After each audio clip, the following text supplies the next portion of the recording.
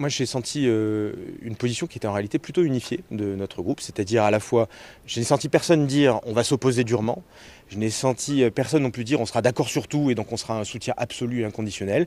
J'ai senti une position qui était équilibrée et à laquelle j'adhère, qui est à la fois de se dire on souhaite que ce gouvernement réussisse, on souhaite que Michel Barnier arrive à rassembler largement et arrive à faire avancer le pays. À la base, ce n'est pas mon choix, et d'ailleurs c'est le choix du président de la République. Après plusieurs consultations, comme je l'ai dit, là où j'ai un problème, c'est parce que le RN a été trop présent dans ces consultations. On est dans l'attente et on doit être dans l'attente. Si on n'est pas patient, si on n'est pas en capacité d'être à l'écoute, alors on n'apportera rien de différent. En l'état, personne ne sait où on va.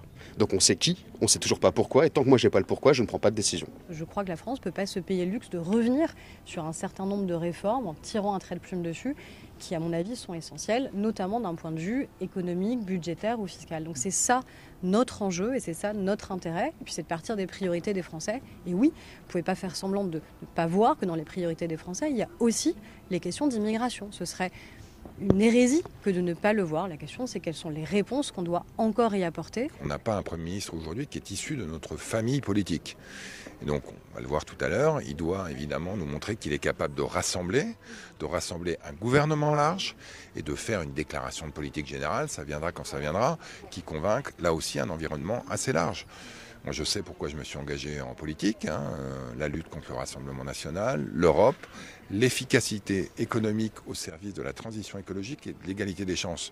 Voilà, moi je m'attendrai à ce qu'on soit évidemment cohérent avec les raisons pour lesquelles je me suis engagé et la raison pour lesquelles beaucoup de mes collègues se sont engagés. Une des clés de bon fonctionnement va être de travailler très en amont. C'est-à-dire qu'il va falloir que l'Assemblée puisse avoir des échanges avec le gouvernement sur le budget avant même qu'il ne soit construit. De la même façon, sur les projets de loi que le gouvernement entendra faire passer au Parlement, il faudra qu'il y ait des discussions avec les groupes parlementaires, avec les députés, avec les commissions, très en amont, bien avant la rédaction du texte, pour pouvoir réellement co-construire avec le Parlement. Et puis il faudra, je crois, et j'en suis même convaincue, laisser une forte place à l'initiative parlementaire.